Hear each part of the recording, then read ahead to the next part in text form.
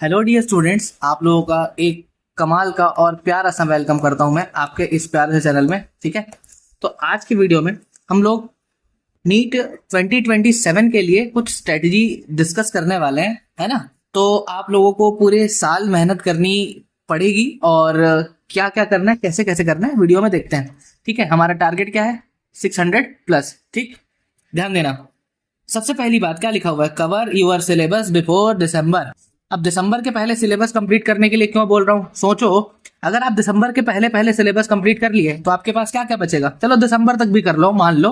तो आपके पास है जैन, आपके पास है फेब, आपके पास है मार्च, आपके पास है अप्रैल।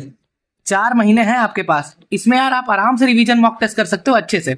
इसीलिए दिसंबर के पहले पहले सब खत्म करना है। ठीक है, अच्छे से। ये नहीं कि आधा आधा पढ़ के छोड़ रहे हैं, नहीं सर, वैसा नहीं करना है। ठीक, रिवीजन इज मस्ट। सबसे ज्यादा जरूरी है रिवीजन। हो सकता है कोई कंसेप्ट आपको क्लास में पढ़ते पढ़ते समझ में आ जाए, ठीक, पर कुछ दिन के बाद वो गायब हो जाएगा। तो इसीलिए आपको रेगुलर इंटरवल्स पर रिवीजन करना होगा। बहुत इंपॉर्टेंट है रिवीजन करना। ठीक है, आगे देखना। Do not make backlogs. ये तो भाई, ये तो आपको जान ही ले लेगी।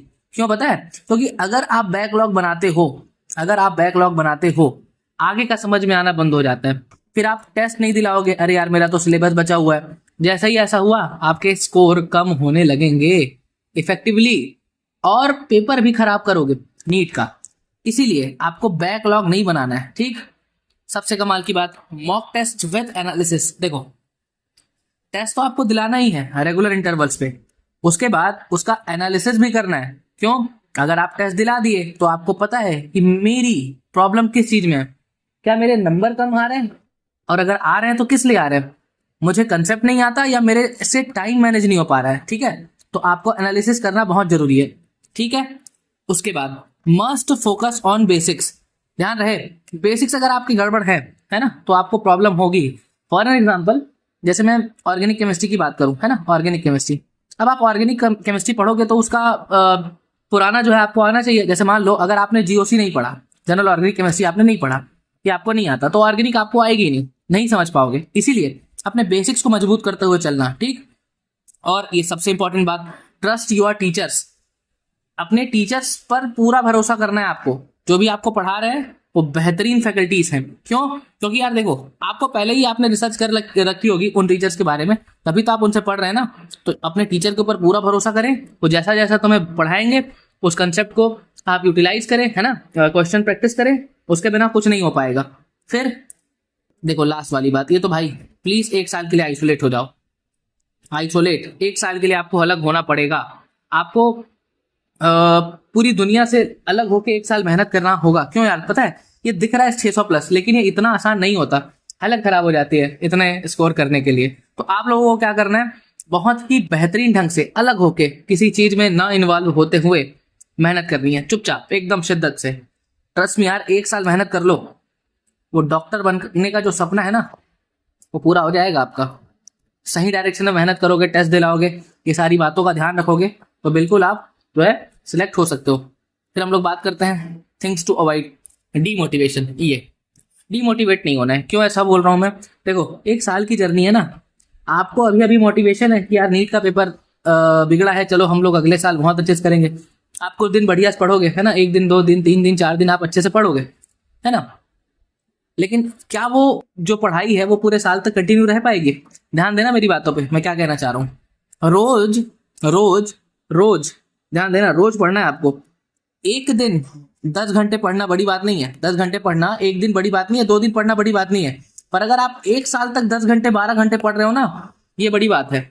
समझ में आ रहा है क्या कहना चाह रहा हूँ? तो उसी चीज को आपको बना के रखना है। डीमोटिवेट नहीं होना है और लगे रहना है। ठीक है, कंपेरिजन, ये तो भाई ये तो खा जाएगा तुम्हें। हो सकता है तुम्हें ऐसे बच्चे मिले जो तुमसे बहुत जल्दी आंसर ले आ रहे हो, उनका नंबर भी ज्यादा आ रहा हो, तो उनको देख के खुद को डिमोटिवेटेड फील नहीं कराना है ना, कंपैरिजन नहीं करना है। हर बच्चा अपने आप में स्पेशल है। ठीक है, धीरे धीरे हो जाएगा, तुमसे भी हो जाएगा, तो कंपैरिजन नहीं करना। ठीक, फिर नोट मेकिंग इज मस्ट। भाई नोट्स तो बनाने ही है। खुद के नोट्स सगे होते हैं, है ना, नोट्स के बिना काम नहीं चल पाएगा। वो बहुत बच्चे मैंने देखे हैं जिन बोलते थे कि पीडीएफ से पढ़ लेंगे, है ना, नोट्स तो हमको ऑनलाइन मिल ही जाता है। अरे वैसा मत करो भाई, अपने नोट्स सगे होते हैं, है ना, रिवीजन बहुत जल्दी हो पाएगा। मेरा पर्सनल अनुभव है ये, ठीक है। फिर उसके बाद डिस्ट्रैक्शन, ये देखो ये तो तुमको ले डूबेगा। ये जो गर्लफ्रेंड बॉयफ्रेंड वाले चक्कर में अगर हो गए ना, तो भाई उसको भी बोलो यार तू भी तैयारी कर ले, मैं भी करता हूँ 1 साल, है ना, उसके बाद अपन देखेंगे डिसाइड करेंगे। तो ठीक है, इससे दूर रहना ना, अभी बिल्कुल नहीं पढ़ना इसमें। अब मैं तुम्हें कुछ बेस्ट किताबें बता देता हूँ। देखो बायोलॉजी के लिए तो आप सभी बेहतरीन बच्चे जानते ही हैं, एनसीईआरटी मस्ट है। एनसीईआरटी के साथ आपको कोई क्वेश्चन प्रैक्टिस के लिए बुक चाहिए, है ना, एमटीजी वगैरह की आप ले सकते हैं, या अपने टीचर से जो आपको वो क्लास में कराएंगे वो रिकमेंड कर लीजिएगा आप, ठीक है। फिर है उसके बाद केमिस्ट्री। देखो केमिस्ट्री में नीट में तो वैसे एनसीईआरटी एक रीडिंग आपको मारनी है, जरूरी है ना, पर फिर भी क्वेश्चन प्रैक्टिस बहुत जरूरी है नीट के लिए। तो फिजिकल केमिस्ट्री के लिए आप नरेंद्र अवस्थी के साथ जा सकते हैं, बहुत प्यारी किताब है फिजिकल केमिस्ट्री की। इनऑर्गेनिक केमिस्ट्री के लिए बीके जायसवाल सर की बुक आती है, बहुत प्यारी किताब है ना दोबारा। और एमएस चौहान सर को कौन नहीं जानता ऑर्गेनिक केमिस्ट्री के लिए, तो ये तीनों आप रेफर कर सकते हैं, ठीक है।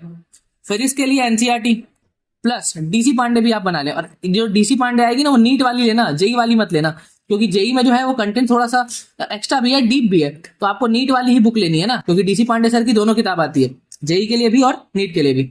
लास्ट बात, पीवाईक्यूज और टेस्ट जो है वो सबसे ज्यादा इंपॉर्टेंट है।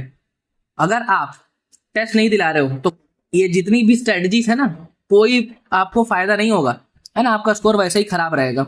इसीलिए सबसे ज्यादा जरूरी क्या है, पीवाईक्यूज प्लस टेस्ट, ठीक। और एक चीज ध्यान रखना, मैं एक बहुत प्यारा सरप्राइज लाने वाला हूँ, केमिस्ट्री का जो कंटेंट है मैं यूट्यूब पे पढ़ाने वाला हूँ पूरा, अलॉन्ग विद क्वेश्चन प्रैक्टिस, ठीक है, नीट के लिए बहुत बेहतरीन ढंग से।